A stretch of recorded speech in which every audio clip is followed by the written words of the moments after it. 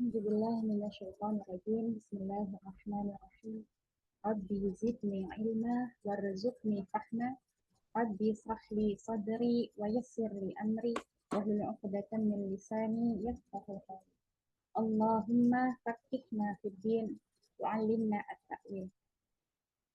Kita mulai ya, sudah jam 8. Bismillahirrahmanirrahim. Alhamdulillah minasyaitonirrajim. Bismillahirrahmanirrahim.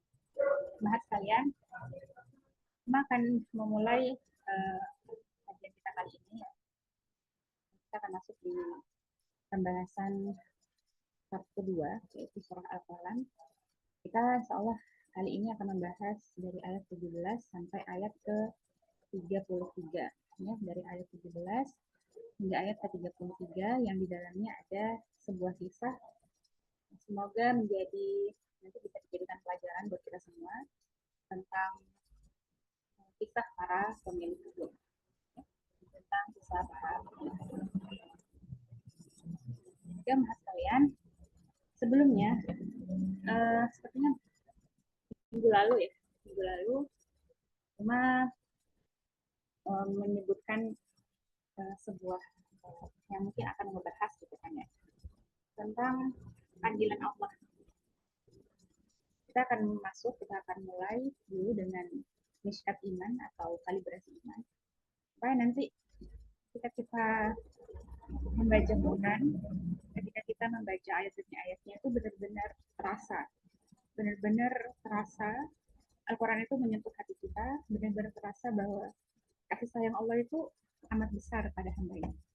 Ya, nah sekalian, sebelum kita akan bahas dalam uh, tadabbur kita di surah Al-Qalam ini, kita berdoa kepada Allah semoga di pagi hari ini, di hari Jumat, hari yang spesial ini ya, Allah menganugerahkan kembali kepada kita hati yang lebih tunduk, yang lebih lembut, hati yang lebih mudah disentuh oleh ayat-ayat Allah, sehingga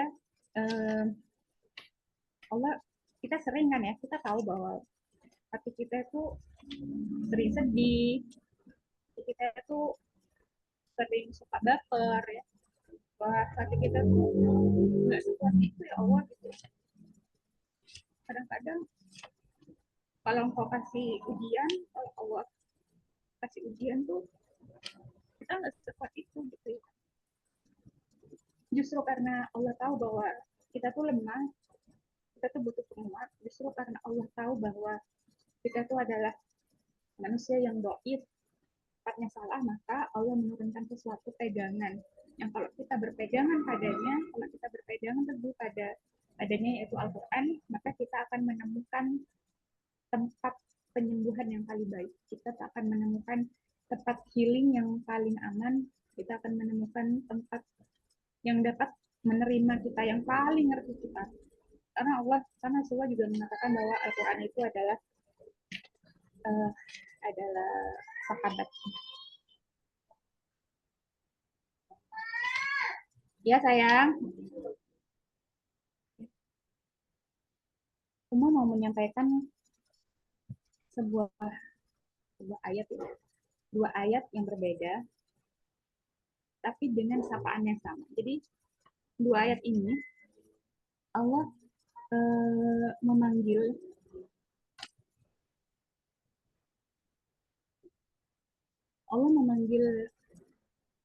orang, ada dua kelompok manusia.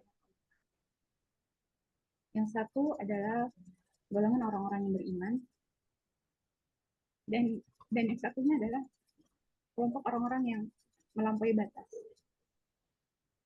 Semoga ini menjadi peringatan bagi kita bahwa dimanapun sekarang kelompok kita berada, itu Allah tetap memanggil dengan seruan yang sama. Bentar ya, ada cuma mau menyambut panggilan Maria.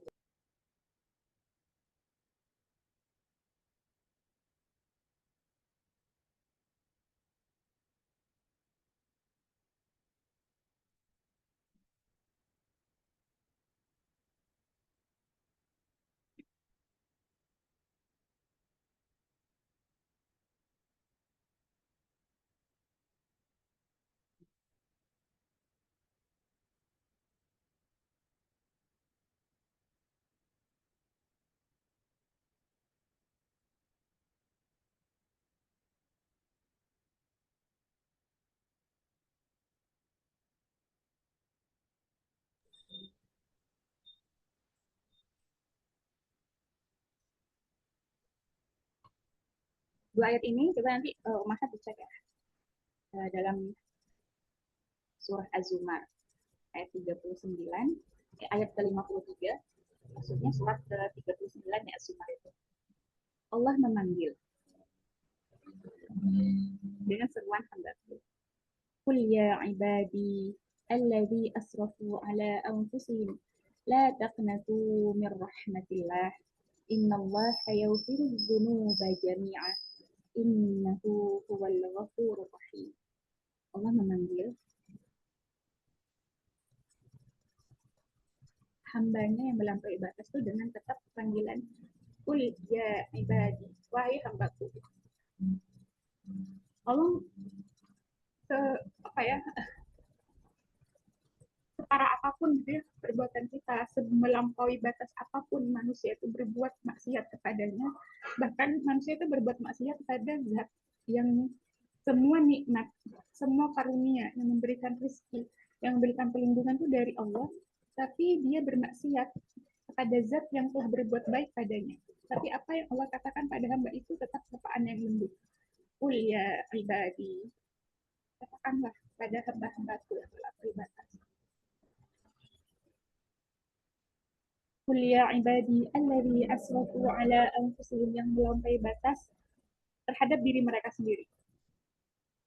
La taqnatu min rahmatillah, janganlah engkau berputus asa dari rahmat Allah. Kita tuh nggak boleh berputus asa. Jadi walaupun kita ngerasa bahwa kita tuh kayaknya udah kelewatan banget ya, kita tuh kayak udah mentok banget jahatnya gitu ya, kayaknya Allah nggak bakal maafin kita lah. No.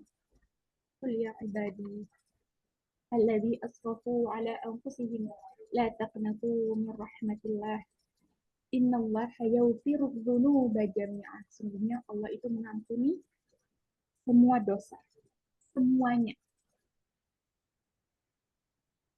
Nah, terus itu panggilan Allah ya, tetap dengan panggilan yang lembut bagi hamba-hamba yang melampaui batas. Tapi coba kita melihat, kita lihat di juz 30 ya, di surah Al-Fajr, di ayat terakhir, di 3 ayat terakhir itu Allah berfirman,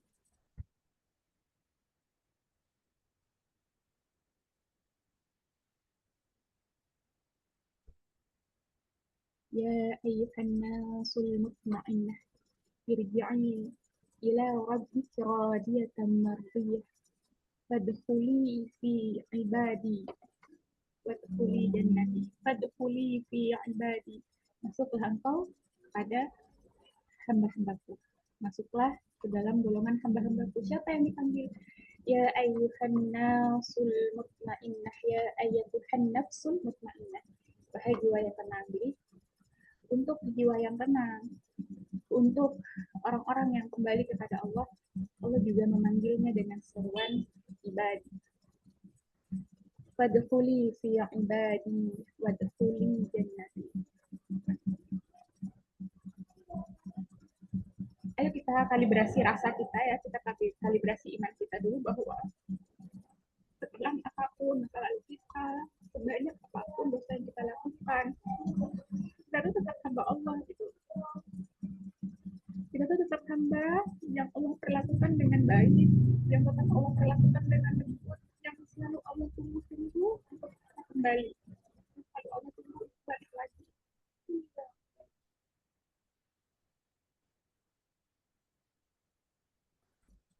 Nah, itu. Jadi kalau kita lagi membaca Quran, kalau kita sedang berinteraksi dengan Quran, rasakan bahwa setiap ayatnya adalah belayan kasih sayang dari Allah. Setiap ayatnya adalah sebuah bukti cinta yang paling dalam dari Allah, supaya menemani kita, yang menemani jiwa yang lelah kita,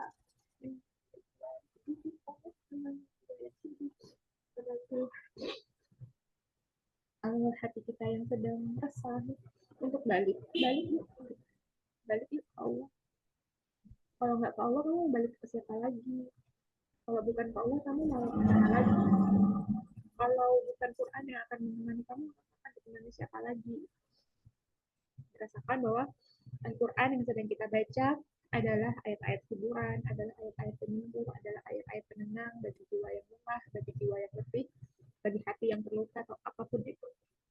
Maka ketika seorang, siapapun itu ya, baik yang dia masih dalam gelimangan maksiat atau orang yang sudah mulai menapaki jalan-jalan kebaikan, jalan-jalan iman dan Islam, maka semuanya layak untuk balik, semuanya layak untuk balik lagi ke Allah, semuanya layak untuk mempelajari Quran, semuanya bisa menggali hikmah, semuanya bisa mengambil pelajaran. Jadi Al-Quran ini memang Allah turunkan untuk semuanya, semua hamba. Maka ini PR bagi kita semua ya, bahwa ketika kita sudah merasakan bahwa Al-Quran itu sudah bekerja di hati kita, membuat hidup kita tuh nggak lagi sama. Kita yang dulu sebelum berinteraksi dengan Quran itu tidak sama dengan kita yang sekarang. Yang sudah mulai merasakan kenikmatan berinteraksi dengan Quran, maka itu adalah sebuah nikmat. Dan nikmat itu ya, nikmat itu adalah nikmat yang besar, nikmat yang agung. Dan yang paling dikhawatirkan, yang paling kita khawatirkan harusnya adalah bukan hilangnya nikmat berupa fisik ya, tapi adalah kehilangan terbesar atau kehilangan yang paling membuat kita harus menangisi, yang harus kita paling sesali itu adalah kita kehilangan rasa keindahan, kita kehilangan rasa akrab, kita kehilangan rasa kebahagiaan ketika kita mendekat kepada Allah. Nah, dalam ayat ini, Mas sekalian, yang akan kita bahas ya, yaitu di surah Al-Qalam ayat 17 sampai 32. Nanti akan ada sebuah kisah. Dan kisah itu akan menggambarkan kepada kita bahwa yang menghalangimu dari nikmat, yang menghalangimu dari rezeki yang Allah akan sampaikan kepadamu, itu disebabkan oleh kemaksiatan yang kamu lakukan. Diakibatkan oleh dosa yang kamu lakukan. Kalau Umar refleksi gitu ya, bahwa rezeki yang paling tinggi itu adalah rezeki ketaatan. Rezeki yang paling tinggi itu adalah rezeki berupa kesolihan. Yang paling tinggi itu adalah rezeki berupa kesempatan untuk melakukan perbuatan baik. Nah, maka ketika kita melakukan sebuah perbuatan maksiat, yang seharusnya paling kita khawatirkan itu adalah terhalangnya kita dari rezeki berupa melakukan ketaatan kepada Allah. Jadi kalau misalkan hari ini kita terhalang dari bangun malam, coba tanyakan kepada diri kita, ya Allah, dosa apa yang aku lakukan sehingga engkau menghalangiku dari kenikmatan besar untuk bermunajat di tengah malam bersamamu. Itu yang harus kita refleksikan ya. Jadi melakukan kemaksiatan kepadanya itu bukan hanya terhalang, jadi kalau kita terhalang dari rezeki berupa rezeki fisik ya, artinya harusnya misalkan jadi pekerjaan kita jadi rezeki berupa uang kita jadi sedikit gitu ya, itu ada yang lebih patut kita khawatirkan ketika kita melakukan kemaksiatan itu apa, yaitu terhalangnya kita dari melakukan kebaikan. Dan paling dan bagi orang tua ya, bagi orang tua ketika kita melakukan maksiat, maka yang lebih kita khawatirkan harusnya itu adalah halangnya anak-anak kita dari kesolihan.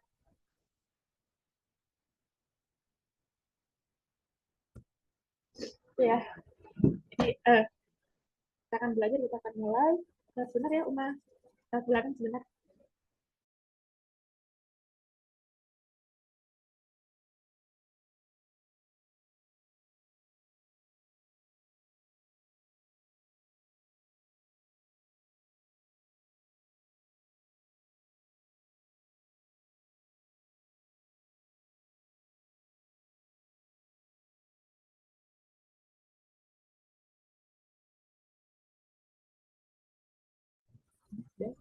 Terima kasih sudah menunggu.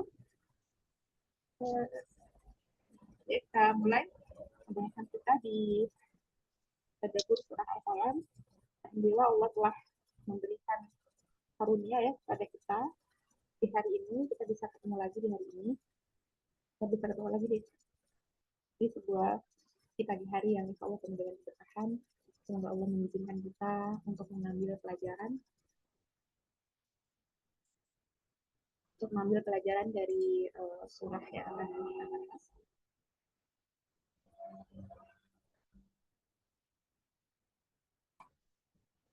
Itu kalibrasi iman yang bisa Umar sampaikan di surah yang kita akan bahas. Semoga nanti kita benar-benar merasakan bahwa sekali lagi Al-Quran ini Allah turunkan bukan hanya bagi mereka yang sudah menemukan jalan kembali pulang ke Allah, tapi Al-Quran juga diturunkan untuk orang-orang yang masih mencari jalan itu.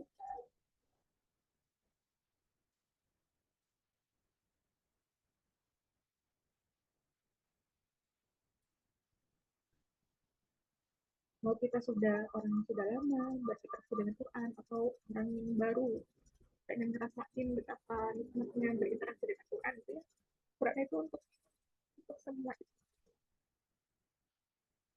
untuk semua golongan, untuk semua orang yang baik yang masih jauh, yang sudah jauh, ataupun yang sudah mulai mendapati dapat setapak jalan ketenangan. Bismillahirrahmanirrahim. Kita mulai ya. Kita mulai dengan membaca ayat demi ayat dan kita akan membahas sedikit tafsirnya.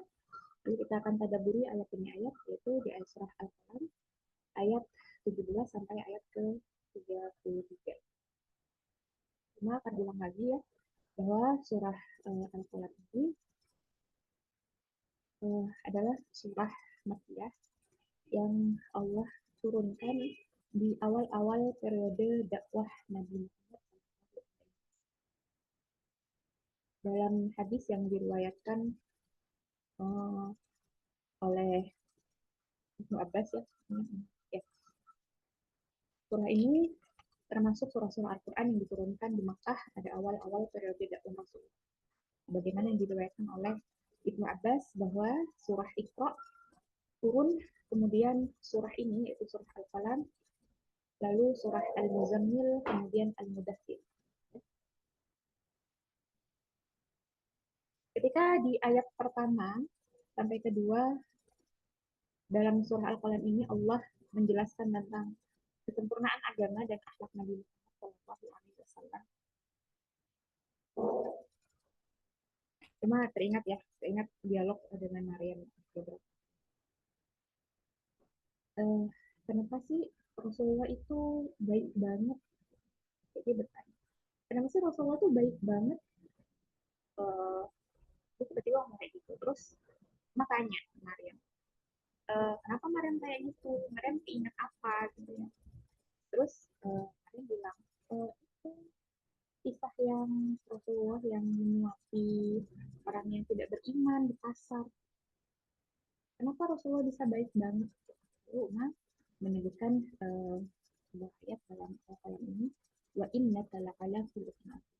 Nah, Allah memang sudah memuji Rasulullah bahwa Rasulullah itu memiliki khuluqin azim. Rasulullah itu memiliki akhlak yang tinggi, akhlak yang mulia.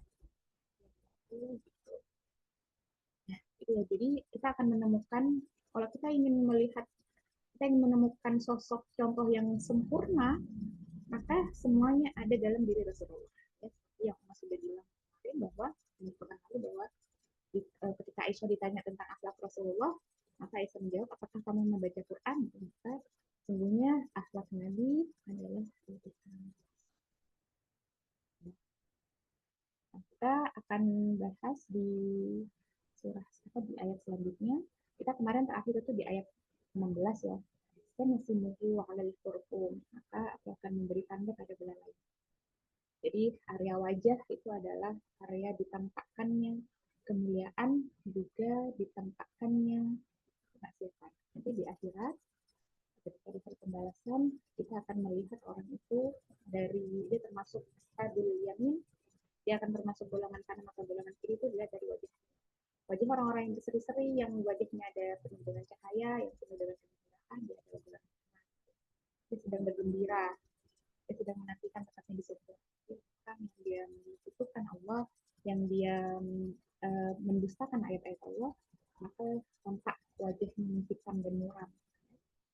Maka wajah itu adalah tanda, adalah anggota badan yang paling mulia. Maka ketika manusia disuruh untuk bersujud, sujud itu adalah meletakkan anggota badan kita yang paling mulia, yaitu wajah kita, dan kita ke tempat yang paling rendah, yaitu tangan. Dan itu kita hanya boleh lakukan kepada Rob kita. Bahkan tidak boleh juga pada manusia. Karena Rasulullah juga pernah bersabda ya, seandainya jika aku diperbolehkan untuk memerintahkan bersujud makhluk kepada makhluk, maka aku akan memerintahkan istri itu bersujud kepada suaminya. Saking tingginya hak-hak yang dimiliki oleh suami terhadap istri. Tapi Rasulullah tidak diperintahkan itu. Kan sujud itu hanya boleh dilakukan pada Rabb semesta alam, bahwa kita boleh bersujud hanya kepada Allah dan kita adalah hamba-Nya Allah. Sujud itu hanya boleh dilakukan hamba kepada Rabb-Nya, makhluk kepada penciptanya. Kita mulai ya. A'udzu billahi minasyaitonir rajim. Dibuka mikrofonnya, Mas.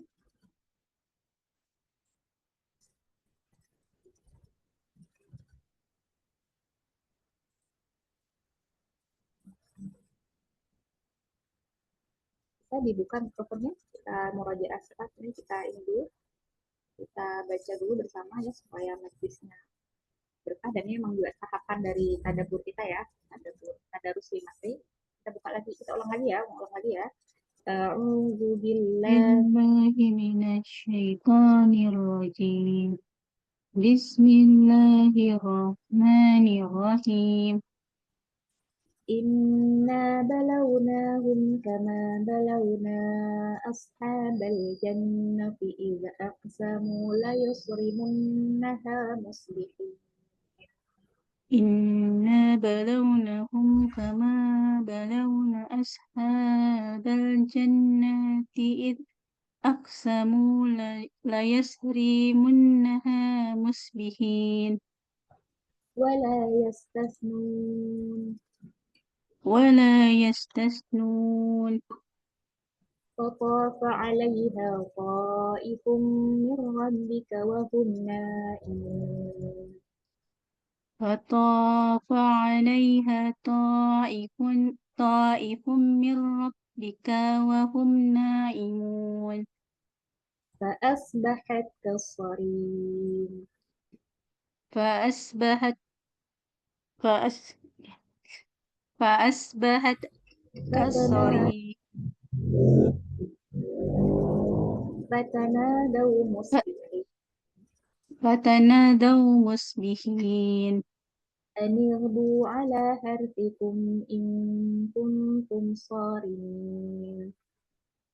أن اغدوا على حرثكم إن كنتم صارمين.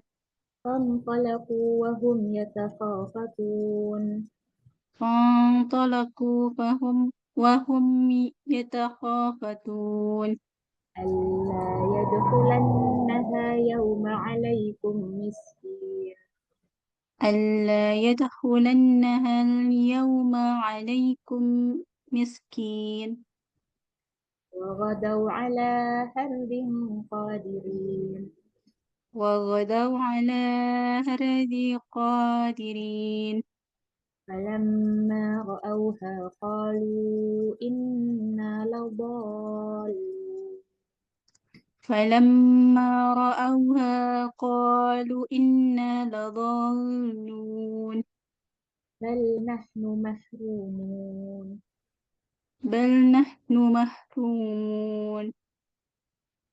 قال أوسطهم ألم أقل لكم لولا تسبحون.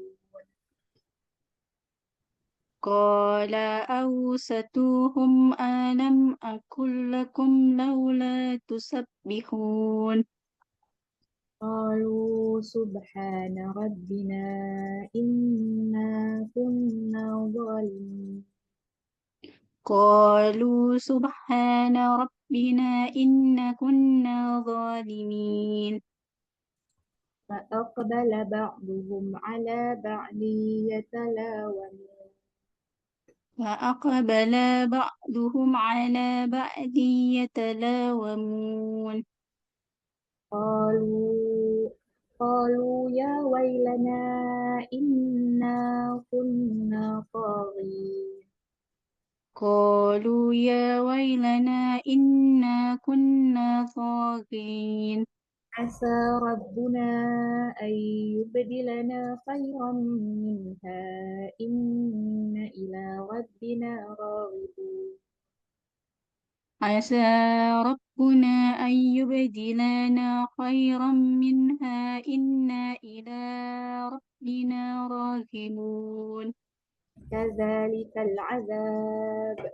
ولعذاب الآخرة أكبر لو كانوا يعلمون كذلك العذاب ولعذاب الآخرة أكبر لو كانوا يعلمون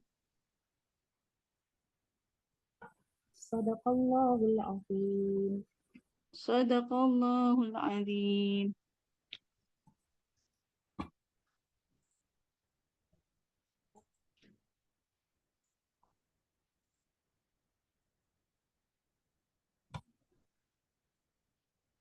Oke. Ya, Mahat, kita akan bahas satu persatu ya, ayat-ayat dari surah Al-Qalam ayat 17 sampai ayat 17. Inna balawnahum kama balawna ashabal jannati idza aqsamu la yasrimunnaha muslihin. Sungguhnya kami telah mencobai mereka, kita memberikan cobaan kepada kaum musyrikin Mekah, bagaimana kami telah mencobai pemilik-pemilik kebun ketika mereka bersumpah bahwa mereka sungguhnya akan memetik hasilnya di pagi hari. Jadi kaum musyrikin ini pernah mendapat paceklik ya, dia pernah menderita kelaparan gitu ya. Nah ini menjadi tamsil atau perumpamaan. Sebenarnya juga pernah terjadi gitu. Ada pemilik kebun itu di situ di sebuah tafsir dikatakan bahwa itu dari pemilik kebun di daerah San'a, yaitu sekitar 2 faros dari kota Mekah. Itu ada yang awalnya pemilik kebun itu adalah seorang yang solih ya, ayahnya adalah orang yang solih. Dia tuh punya kebiasaan ketika waktunya panen gitu ya, waktunya panen memang sengaja dibiarkan. Jadi pohon buah-buahan itu, ada yang mengatakan buah-buahnya itu adalah kebunnya adalah kebun kurma, ada yang mengatakan bahwa kebunnya adalah kebun anggur. Ketika sedang panen mempunyai kebiasaan untuk membiarkan yang berjatuhan atau yang memang tidak layak ya, maksudnya yang ukurannya mungkin kecil ya. Jadi memang dibiarkan untuk disisakan, yang akan nanti akan ada orang miskin yang masuk ke situ dan untuk mengambil sisanya. Nah, itu kebiasaan ayah mereka. Nah, lalu ayah mereka meninggal dan akhirnya kebun itu diwariskan pada anaknya. Nah, anak-anak keturunannya, eh, pemilik kebun ini akhirnya dia bersumpah, dia nggak mau lagi nih. Nanti ini kalau pas ada sebagian yang dikasih ke orang miskin gitu, nanti kita dapatnya dikit gitu ya. Nanti kita dapatnya dikit, kita nggak dapat banyak. Jadi kita ini aja deh, pokoknya besok ya. Dia mengatakan besok dengan sangat pasti. Padahal kita tahu bahwa esok itu belum tentu terjadi, ya kan? Hari esok itu belum tentu milik kita. Apa yang kamu bayangkan bahwa kamu akan memetik hasilnya esok, gitu ya, kamu akan panen, itu belum tentu terjadi. Karena manusia itu tidak bisa membaca, tidak bisa memastikan, jangankan esok hari, beberapa waktu ke depan itu kita nggak tahu apa yang akan terjadi dan apa yang akan menimpa kita. Makanya banyak juga kejadian-kejadian yang apa ya, kita sering sering menjumpai bahwa kayaknya barusan aku ketemu dia deh, masa sih barusan aku dapat kabar dia udah meninggal gitu ya. Atau ada yang ngerasa masa sih gitu, kayaknya tadi baru kemarin loh aku ketemu dia bebas aja gitu. Atau kejadian misalkan seperti Umar kemarin ya, Umar Alam itu kayaknya baru deh Umar pulang dari Surabaya, dari rumah sakit saat merawat kembali gitu. Baru juga ditinggal sebentar gitu ya. Itu kalau nah akhirnya manusia cuma bisa berandai-andai, dan itu nggak boleh. Lalu juga sempat juga ya terlintas gitu, coba aku nggak pulang dulu gitu, kenapa sih meninggalnya ketika pas Uma lagi pulang gitu ya. Karena memang manusia nggak pernah tahu apa ya apa yang akan, karena esok hari masa yang akan datang itu masih adalah hal yang gaib yang hanya Allah yang tahu. Makanya kita diajarkan untuk mengucapkan apa? Insya Allah. Ya. Wala yastasnun. Dan mereka tidak menyisihkan hak fakir miskin. Jadi mereka tuh mastiin banget ya akan memetik hasilnya esok hari. Mereka lupa bahwa esok hari itu adalah ada pemiliknya. Makanya kita nanti kita ajarkan ke anak-anak kita ya. Kalau misalkan ketika mereka meminta sesuatu gitu ya, kita tahu bahwa kita bisa. Misalnya ada nih misalkan gini ya, besok besok ini ya jalan-jalan ya gitu. Kita besok jalan-jalan ya Uma, besok jalan-jalan ya gitu. Nah sebenarnya di hati kita memang kita kalau apa namanya ya, kita tahu bahwa ada budgetnya misalnya, ada waktunya insya Allah ada. Kita walaupun itu kita ngerasa bahwa bisa deh kayaknya besok gitu. Tapi kita diajarkan untuk ajarkan anak kita untuk bilang insya Allah, insya Allah. Jadi insya Allah itu kita harus ajarkan ke anak-anak kita itu dengan konotasi gini. Jangan jadikan insya Allah ini sebagai sebuah janji yang kayaknya kalau Umma bilang insya Allah atau orang tua bilang insya Allah atau kalau orang tua bilang insya Allah kayaknya pasti nggak jadi deh gitu. Ya. Jadi ketika kita ingin melakukan itu gitu dengan sungguh-sungguh gitu ya, kita nyebutnya insya Allah. Ya insya Allah kita besok ya, insya Allah besok ya, insya Allah besok aja semoga ada rezekinya gitu. Nah itu dikatakan lah. Dan memang jika tidak ada halangan di esok hari, kita upayakan untuk menepati itu. Jadi nanti kumpulan dari ketepatan janji kita ketika kita menyebutkan insya Allah kepada anak-anak kita, itu akan mereka catat bahwa kalau Umma mengatakan insya Allah itu jika tidak ada halangan dari Allah itu akan dilakukan gitu ya. Maka nanti kita juga itu nanti akan berimbas juga kepada ketika sebenarnya akhirnya besoknya itu ada sebuah kejadian yang di luar dugaan, maka kita juga mengajarkan anak-anak kita tentang sebuah kalimat indah qadarullah wa ini adalah tanda Allah dan Allah berkehendak melakukan apapun yang dia sukai. Dan misalkan besok jalan-jalan ya gitu sore-sore gitu, ini insya Allah ya. Nah, karena ketika tidak ada hujan, tidak ada larangan jalan. Tapi ketika misalkan turun hujan, mereka lantas tidak melakukan kan hujan gara-gara hujan ya, tidak seperti itu. Katakan iya, tapi justru katakan bahwa qadarullah sedang hujan.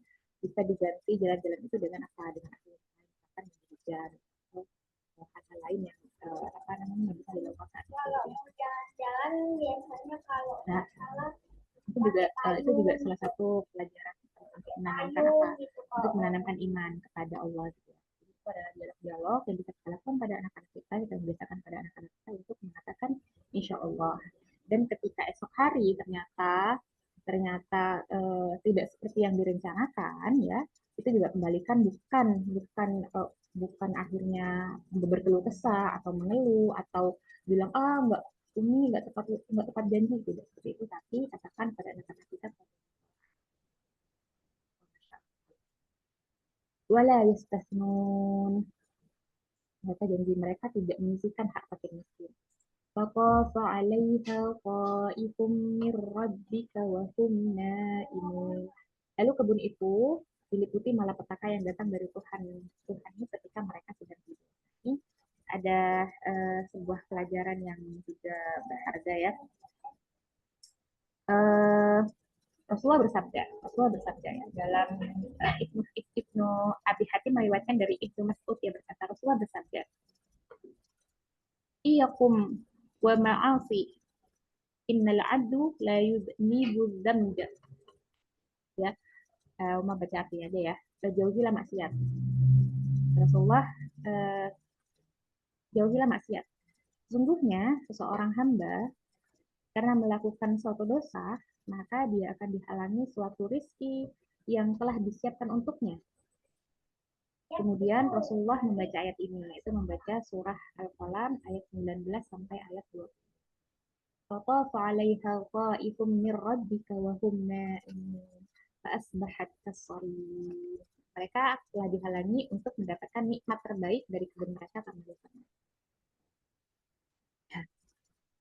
Jadi karena apa? Karena janjinya dalam hatinya itu adalah untuk menghalang-halangi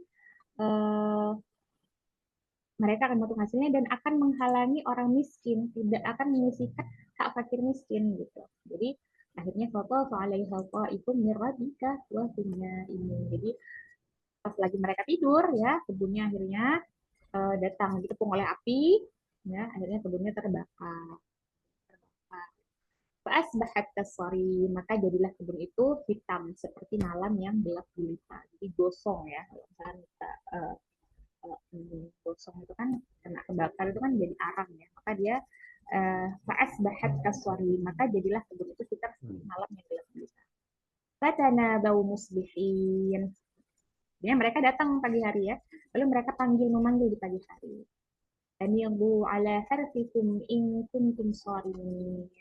Nah, ini udah mendapatilah di waktu pagi ini ke kebunmu jika kamu menghendak memetik buahnya. Fanqalaku wa hum yatasaffatun. Maka mereka pergi saling berbisik-bisik. Kenapa mereka berbisik-bisik? Karena mereka tuh pengen nggak didengar. Jadi mereka tuh pergi dengan cara diam-diam supaya mereka nggak menimbulkan suara sehingga apa? Sehingga orang yang miskin nggak tahu bahwa mereka akan memanen kebunnya. Maka mereka pergi saling berbisik-bisik. Alla yadkhulanna hal yawma 'alaikum miskin. Pada hari ini janganlah ada seorang miskin pun masuk ke dalam kebunmu. Ya, jadi bisik-bisiknya itu. Ini kita harus pelan-pelan ya. Harus mengendap-endap ya. Jangan sampai ada yang tahu nih. Wa ghadaw 'ala harbin qadirin. Maka berangkatlah mereka di pagi hari dengan niat menghalangi orang-orang miskin padahal mereka mampu menghalangi. Jadi sebenarnya gini, hartanya banyak, hasil kebunnya tuh banyak sebenarnya gitu ya, cukup kok sebenarnya kalau untuk nolong gitu, tapi mereka nggak mau aja, mereka enggan, jadi mereka nggak mau aja nolong, padahal mereka mampu sebenarnya, padahal mereka mampu menolongnya gitu. وقضوا على حرب قادرين فلما رأوها قالوا إنا لضالون. Akhirnya ketika sampai di depan kebunnya, mereka lewat jalan yang sama, mereka cuma nggak bersuara ya, mereka hafal banget karena itu kan kebunnya, kayak kita kalau misalkan pergi ke suatu tempat yang memang sudah sering kita lewatin, itu kan kayaknya nggak mungkin sesat deh gitu kan, kayaknya sudah otomatis ya, sebuah otomatis memang ya udah lewat jalan itu, lewat jalan mana lagi gitu kan. Nah, tapi ketika akhirnya ditampakkan di depan mereka bahwa kebunnya itu sudah pekat, hitam, legam, seperti malam, maka dia berkata, "Falamma ra'auha qalu inna ladallun." Salah nih kayaknya nih. Sesat nih. Ini bukan kebun kita gitu. Mereka apa ya? Jadi ini, manusia itu kalau di depannya terjadi sebuah peristiwa yang itu tidak seperti apa yang diinginkan atau di luar kebiasaannya, maka respon yang paling spontan dilakukan mereka itu adalah penyangkalan. Nyangkal dulu nih, enggak deh, kayaknya bukan deh gitu. Jadi fase pertama yang dihadapi manusia ketika berhadapan dengan suatu keadaan yang di luar kehendaknya, di luar bayangannya, yang kayaknya enggak, bukan gitu seharusnya, itu akan enggak, bukan gitu. Falamma ra'auha qalu inna ladhalun, salah jalan kita nih. Bukan ini gitu ya. Bukan ini nih, bukan kebun kita nih, nyangkal dulu. Nah, bal nahnu mahrum. Bahkan dia dihalangi dari memperoleh kebun. Tapi itu tahu bahwa sebenarnya kalimat penyangkalan itu tuh cuman ya bukan, itu benar-benar kebunmu gitu. Itu kamu sudah sering ke situ dan itu memang kebunmu. Qala qala awsatuhum alam akul lakum laula tusabbihun. Nah, ini akhirnya ada yang ngingetin. Datanglah orang yang ngingetin ya. Jadi orang yang paling baik di antara mereka, yang paling baik pikirannya di antara mereka itu masih tahu. Tadi kan sudah menyangkal nih. Nyangkal kan nih, hei sesat deh, kita tersesat deh, bukan ini kebunnya. Nah, akhirnya orang yang paling baik di antara mereka bilang, qala awsatuhum alam aqul lakum laula tusabbihun. Kita tahu sudah mengatakan padamu, aku sudah ngasih nasihat kepadamu. Kenapa kamu tidak bertasbih? Tidaklah kamu bertasbih pada Tuhan. Harusnya kamu tuh nggak gitu loh, maksudnya. Diingatkan sebenarnya ya. Diingatkan sama orang yang paling baik di antara mereka. Qalu qalu subhana rabbina inna kunna zalimin. Mereka sendiri mengucapkan karena diingatkan, tadi kan sudah nyangkal ya, nyangkal. Lalu diingatkan sama orang yang paling baik. Makanya itulah gunanya kita untuk apa? Berteman. Jadi di antara circle kita itu pastikan ada orang yang apa?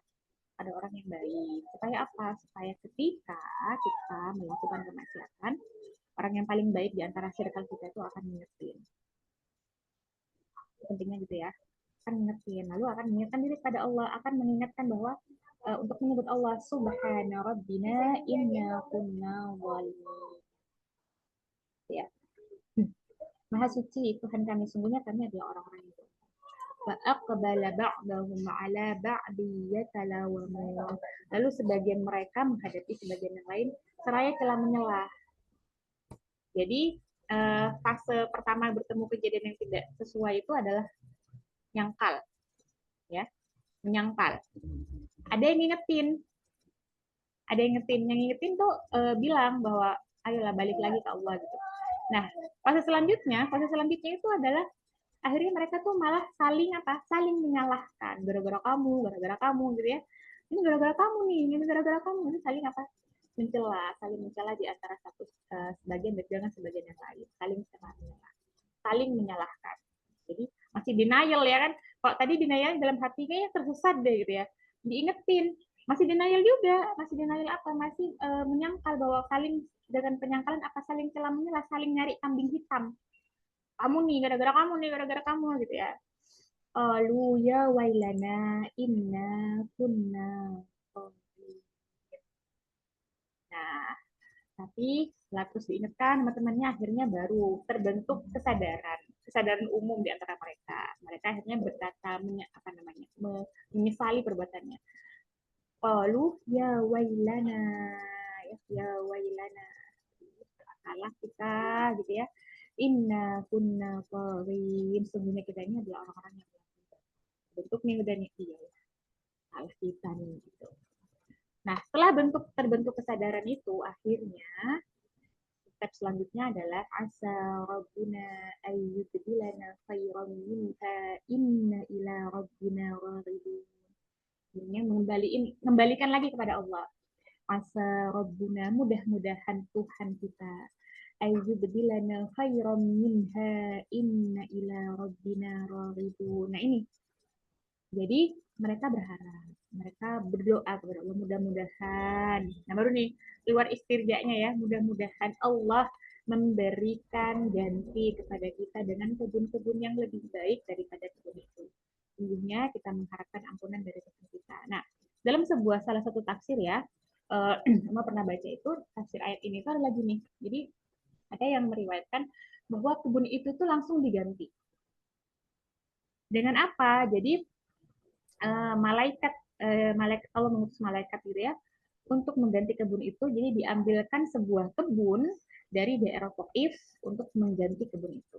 Dia bilang gitu. Jadi makanya ada salah satu tempat ya di situ di San'a itu tempatnya itu kebun-kebunnya itu lebih subur dari tempat yang lain. Nah, ini adalah salah satu bentuk ganti yang diberikan Allah kepada pemilik kebun yang dikisahkan dalam surah Al. Jadi selalu ada harapan. Kamu pernah, iya emang kita pernah berbuat salah, kita pernah berbuat maksiat. Tapi ketika kemaksiatan itu di ujungnya adalah penyesalan dan permohonan, asa rabbuna ayyubdilana khairan minha inna ila rabbina raghibun. Ketika ujung dari perbuatan maksiat itu adalah penyesalan dan harapan atas sebuah ganti yang lebih baik dari Allah gitu, maka Allah akan memberikan. Karena kan tadi Allah itu maha penyayang, Allah itu maha pengampun, Allahu ghafurur rahim, Allah itu maha pengampun lagi maha penyayang. Kadzalikal azab wala azabul akhirati akbar law kanu ya'lamun. Seperti itulah artinya. Dan sebenarnya azab akhirat itu lebih besar jika mereka mengetahui. Jadi ini Allah memberikan penjelasan hakikat bahwa kalau kamu berbuat maksiat, bisa jadi balasannya itu kamu rasakan di dunia. Ikan, kebakaran, berupa apapun itu, dihalanginya kamu dari nikmat, dihalanginya kamu dari rizki gitu ya. Tapi jangan kamu lanjutin, berhenti aja, sudah cukup dari situ aja. Kamu berhenti, kamu masih punya kesempatan. selama kamu masih tinggal di dunia, selama nyawa itu belum ada di kerongkonganmu, selalu terbuka pintu ampunan dari Tuhan. Karena apa? Kalau kamu lanjutin perbuatanmu, kalau kamu lanjutin kemaksiatanmu, ingat, ingat ya, wala azabul akhirati akbar, bahwa sesungguhnya azab akhirat itu lebih parah, lebih besar, lebih berat. Laukanu ya'lamun. Selanjutnya jika mereka mengetahui. Jadi makanya Rasulullah itu dikasih tugas untuk memberikan kabar gembira dan memberikan peringatan. Kabar gembira berupa apa? Berupa pahala yang besar, berupa surga, berupa ampunan Allah, berupa kenikmatan surga yang abadi, gitu ya. Berupa kedudukan yang tinggi di sisi Allah, gitu ya. Tapi juga dikasih untuk memberi peringatan bahwa jika kamu melanjutkan perbuatan itu, kamu nggak balik lagi ke Allah, kamu tidak menempuh jalan pulang lagi ke Allah, maka sesungguhnya kamu harus tahu bahwa nanti di akhirat ada azab yang lebih besar yang akan kamu itu adalah balasan dari perbuatan. Ya, semoga Allah memberikan hidayah kepada kita, kepada anak-anak kita, ya. Untuk apa? Untuk selalu tahu, untuk selalu bisa balik lagi, bisa melakukan, kita tahu jalan keluar. Semoga Allah memberikan hidayah dan taufik kepada kita dan anak-anak kita untuk selalu tahu dan mampu untuk menempuh jalan keluar. Karena manusia itu punya jiwa, dan kebahagiaan tertinggi bagi jiwa manusia adalah ketika dekat dengan Tuhannya, dekat dengan Rabbnya. Maka kalau misalkan kita ingin bahagia, sebenarnya apa yang paling dibutuhkan oleh jiwa agar jiwa itu menjadi jiwa yang bahagia adalah kedekatan dengan Allah. Lewat apa? Lewat apa ya? Karena Allah selalu menyiapkan kita, memanggil kita untuk pulang supaya jiwanya bahagia itu 5 kali sehari. 5 kali sehari lewat panggilan sholat. Hayya ala sholat, hayya ala falah. Jadi sholat itu Allah kaitkan erat dengan al-falah, kebahagiaan, kemenangan, kesuksesan sejati yang kamu tunggu-tunggu, yang kamu harapkan. Maka ketika Allah memanggil kita lewat azan sholat, maka sambutlah, karena sebenarnya itulah yang diperlukan, itulah yang dibutuhkan oleh jiwa kita. Maka sholat itu adalah kebutuhan kita, kebutuhan hamba, supaya jiwa kita itu bahagia. Nah, insya Allah ya, Uma akan rilis ya sebuah kelas lagi, kelas online. Nah, ini Uma dedikasikan, bukan dedikasikan. Uma harapkan kelas ini itu menjadi bekal untuk orang tua. Jadi bisa diakses, atau kelas ini tuh untuk orang tua untuk mendidik anak mereka sholat, gitu ya, bagaimana step-stepnya, langkah-langkahnya, gitu ya. Dan juga Uma buat kelas ini itu untuk anak-anak muda, untuk anak-anak seusia anak-anak Uma ya. Uma punya anak 15 tahun.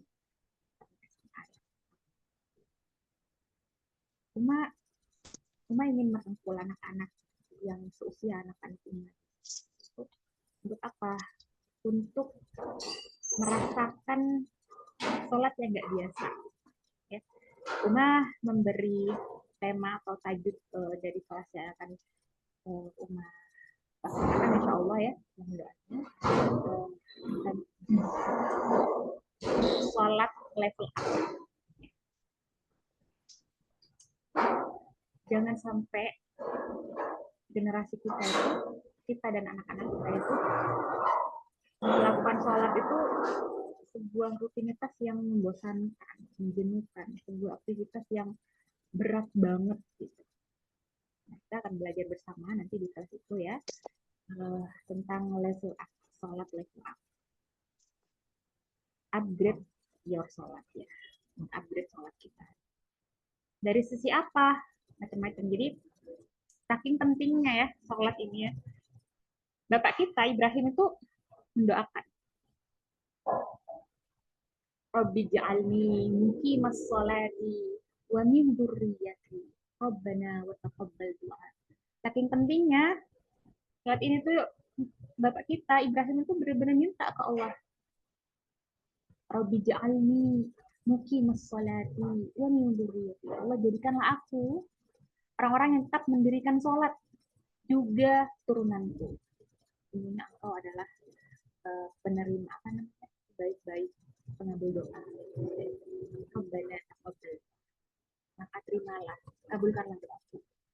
Ini penting sekali ya. Jadi karena orang tua itu ya, kenapa sih kita sampai pontang-panting, kita memeras keringat, membanting tulang, kita rela bangun malam ketika mereka sakit, kita melakukan apapun, alasannya adalah aku tuh pengen anakku bahagia, jangan kayak aku gitu. Itu alasan orang tua itu mendidik anak. Aku tuh dipilihkan sekolah yang paling baik, di apa namanya, dirancang menu makan yang paling lezat, yang paling bergizi untuk anak-anak kita. Kita pengen, alasannya adalah aku tuh pengen anak-anakku bahagia. Jadi kalau kita tahu kebahagiaan sejati yang akan dirasakan seorang hamba itu adalah ketika dekat dengan Allah, dekat dengan Rabb-nya, ketika dia selalu menempuh jalan pulang, maka seharusnya sholat itu menjadi hal pertama yang akan kita sungguh-sungguh ajarkan dan sungguh-sungguh kita teladankan kepada anak-anak kita. Karena itulah yang dengan sholat itu mereka akan menemukan kebahagiaan. Mereka tuh yang menjadi manusia bahagia gitu. Masa sih kita nggak mau meluangkan waktu, meluangkan benar-benar berupaya optimal gitu ya, memberikan prioritas besar untuk kurikulum sholat itu. Semoga nanti kelas ini akan menjadi kelas kita belajar bersama, gitu ya. Untuk untuk selalu ingat bahwa sholat itu POV-nya itu adalah bukan POV beban, bukan, jangan kita ajarkan kepada generasi kita, anak-anak kita dan kita sendiri memandang sholat dalam POV-nya, sudut pandangnya kewajiban dan beban. Tapi kita ajarkan, kita tanamkan kepada diri kita dan juga anak-anak kita bahwa point of view sholat itu adalah untukmu, untuk dirimu sendiri, untuk kemenanganmu, untuk kebahagiaanmu. Kebaikan sholat itu akan kembali lagi ke dirimu. Ya, nanti kita akan belajar step by step. Mungkin ada beberapa pertemuan, mungkin ada sekitar berapa ya? Sekitar 8 sampai 10 kali ya series tentang itu, tentang sholat level up. Nanti juga akan Mas share di grup ya, di grup Living with Quran, karena kita terus ya, harapannya kan ketika kita hidup bersama Quran, itu ada sesuatu yang berubah, ada sesuatu yang berbeda. Maka ini juga akan menjadi kesinambungan, karena Al-Quran ini juga adalah bacaan yang kita baca lewat sholat. Kita baca di sholat kan? Maka antara sholat dan Quran itu menjadi sebuah satu kesatuan yang kita nggak bisa pisahin ya. Kita belajar Quran, kita punya koneksi yang baik dengan Quran, maka itu juga akan mengantarkan koneksi yang baik atau hubungan yang baik atau memperbaiki sholat kita. Demikian juga ketika kita ingin sholat kita baik, hubungan dengan Allah kita baik, maka kita perbaiki juga hubungan kita dengan Al-Quran. Ya, insya Allah, biiznillah, semoga Allah mampukan. Nah, untuk pertemuan kita kali ini, kita sampai cukupkan dulu di ayat ke-33. Terus selanjutnya insya Allah di pekan depan kita akan lanjutkan di ayat-ayat selanjutnya, yaitu di ayat 34 sampai ayat 43. Ya, semoga Allah karuniakan kenikmatan tinggi, kenikmatan yang agung, kenikmatan yang besar, yaitu berupa apa? Berupa tunduknya hati, berupa lembutnya hati, sehingga hati ini mau diajak berakrab-akrab dengan sahabat yang akan menemaninya di dunia dan di akhirat. Apa itu? Yaitu adalah Al-Quran. Siapa itu? Yaitu Allah. Allah mengaruniakan nikmat ini kepada kita dan kepada anak-anak kita. Jadi kalau misalkan ingat doanya Nabi Ibrahim ya. Nabi Ibrahim itu kalau minta kebaikan kepada Allah, dia selalu ingat sama siapa? Sama anak-anak keturunannya. Jadi kalau kita minta sama Allah, jangan lupa juga sertakan minta kebaikan juga untuk anak-anak keturunan kita. Kenapa anak-anak keturunan kita? Karena kebaikannya juga akan sampai di kita. Apa? Karena anak-anak kita itu adalah amal kedua yang harus kita siapkan dengan serius, yang harus kita siapkan dengan sungguh-sungguh. Karena ketika kita sudah berbaring di dalam kubur, tidak ada lagi yang bisa kita lakukan kecuali menunggu aliran pahala dari 3 hal. Yang pertama adalah anak-anak yang soleh yang mendoakan, ilmu yang bermanfaat yang pernah kita ajarkan, dan sedekah jariah atau amal jariah yang pernah kita keluarkan dari hati. Maka ketika ini harus kita siapkan jauh-jauh hari sebelum Allah memanggil kita. Barakallahu fikum. Kita tutup dengan istighfar 3 kali. Astaghfirullahaladzim, astaghfirullahaladzim, astaghfirullahaladzim.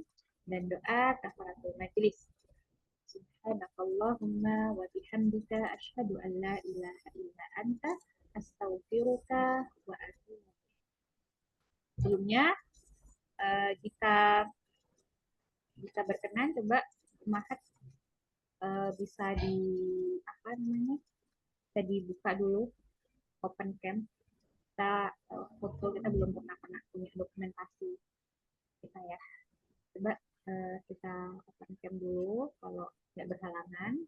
Kalau berkenan bisa open cam dulu. Kita Uma mau screenshot ya. Banyak yang nggak hadir ya, ada Mbak Nay di sini yang ada nggak hadir, ada Mbak Nay nggak datang, terus ada Mbak Fatia. Jadi semoga nanti rekamannya bisa diakses ya, nanti Uma upload lagi rekamannya di YouTube. Baik untuk teman-teman dan juga untuk Uma sendiri. Karena juga Uma suka dengerin. Karena seperti apa ya? Kalau Uma sering bilang di kelas-kelas Uma itu, Uma selalu bilang gini. Sebenarnya yang paling dekat, ya telinga yang paling dekat dengan apa yang Uma sampaikan itu adalah telinga Uma. Jadi sebenarnya nasihat yang Uma keluarkan itu sebenarnya yang paling harus mendengar nasihat itu adalah diri Uma sendiri. Maka Uma juga sering tuh dengerin apa yang Uma pernah sampaikan, karena Uma nggak mau menjadi golongan yang Allah bilang kita beromakan indallah. Itu gimana terlalu. Uma nggak mau terkena ayat itu. Jadi amat besar kemurkaan di sisi Allah bagi orang yang mengatakan tapi tidak melakukan. Itu kan berat sekali ya. Tapi itu juga nggak boleh jadi penghalang bagi kita, karena takut aku sama ayat itu, mending aku nggak usah nyampein daripada kena marah. Gitu. Itu tidak boleh juga kayak gitu, karena apa? Karena amanah dakwah, amanah kebaikan ini juga harus sampai. Ya. Yang harus kita lakukan itu bukan menghindar, tapi apa? Tapi menyelaraskan dengan menyelaraskan apa yang kita ucapkan dengan apa yang kita lakukan. Ya. Ya kita mulai ya. Mana apa ya di simpennya kalau itu share seperti apa? Print screen oke. Ya 3, 2, 1. Ini diulang lagi coba ulang lagi ya. 3, 2, 1. Oke. Terima kasih. Barakallahu fikum ya. Assalamualaikum warahmatullahi wabarakatuh. Alright.